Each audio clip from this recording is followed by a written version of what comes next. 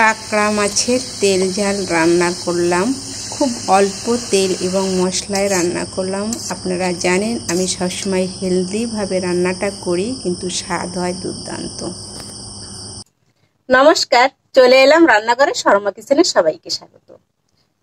বড় বড় কাঁকড়া, এই কাঁকড়া খেতে কিন্তু দারুণ লাগে।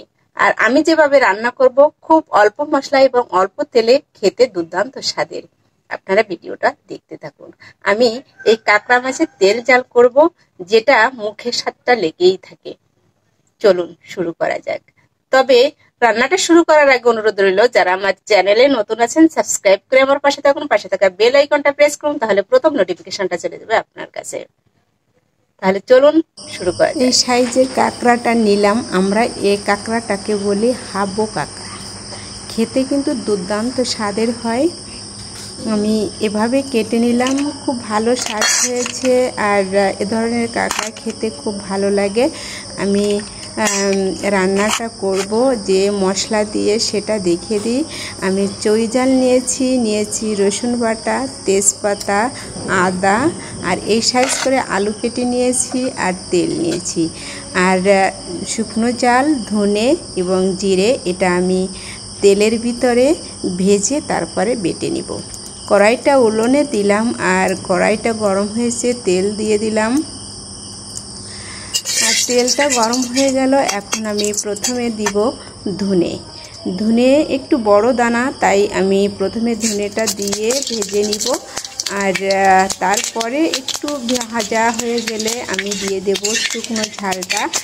এটা দিয়ে আরেকটু আমি ভেজে নিব। দিয়ে দিলাম শুকনো ঝাল, একটু দেখে নাড়াচাড়া করে নিলাম। আর এখন আমি দিয়ে দেব জিরে, কারণ জিরেটা তাড়াতাড়ি ভাজা হয়। আর মিডিয়াম জালে কিন্তু ভাজতে হবে, তা না হলে পুড়ে যাবে।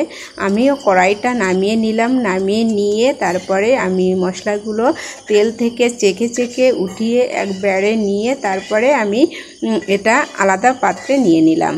এই পাত্রে আমি নিয়ে নিলাম, আমি শিলপাটাতে বেটে নিব। আর কড়াইটা আমি আবার উনুনে দিয়ে দিলাম। কড়াইয়ে আমি এখন দিয়ে দিলাম তেজপাতা ফোড়ন, রসুন বাটা দিলাম, আর দিলাম আদা বাটা। এখন আমি চৈঝালটা দিয়ে দিলাম। এটা পরেও দিতে পারেন, আমি এখন দিলাম। আর দিয়ে দিলাম পরিমাণ মতন লবণ এবং পরিমাণ মতো হলুদ। আর এর ভিতরে সামান্য একটু জল দিব। জল দিয়ে সুন্দরভাবে আমি মশলাটাকে কষিয়ে নিব। মশলাটাকে নেড়ে চেড়ে মিডিয়াম জাল রেখে কিন্তু কষিয়ে নিতে হবে। আমি মশলাটাকে কষিয়ে নিলাম। দেখেন কত সুন্দর গ্রেভি এসেছে, তেলটা ছেড়ে দিয়েছে মশলা থেকে। আর এর ভিতরে আমি দিয়ে দিলাম আলুর ভিতরে কাঁচা ঝাল ছিল, তাই উঠিয়ে রেখে আলুগুলো দিয়ে দিলাম। আর কষিয়ে নিয়ে আমি কাঁকড়াগুলো দিয়ে আবার সুন্দরভাবে মশলা আর আলু দিয়ে কষিয়ে নিব। সুন্দরভাবে নেড়ে চেড়ে আমি কষিয়ে নিলাম এগুলো।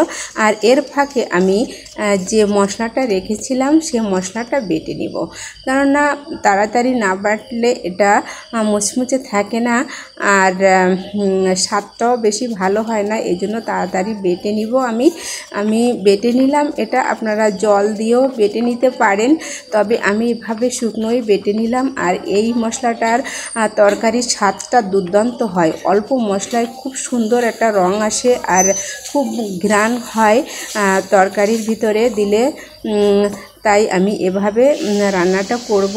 এভাবে মশলাটা বেটে নিলাম। আর আমার দেখেন কষা হয়ে গেল আলু এবং মাছটা।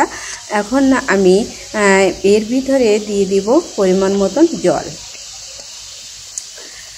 সুন্দর করে কষিয়ে নিয়ে আমি পরিমাণ মতন জলটা দিয়ে দিলাম।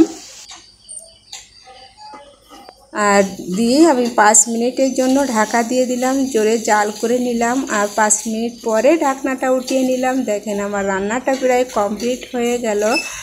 আর রান্নাটা আমার কমপ্লিট হয়ে গেল প্রায়। আর আমি বেটে রাখা মশলাটা এখন দিয়ে দিলাম। আর মশলাটা দেওয়ার পরে তরকারির রঙটা দেখেন কত সুন্দর হয়ে আছে।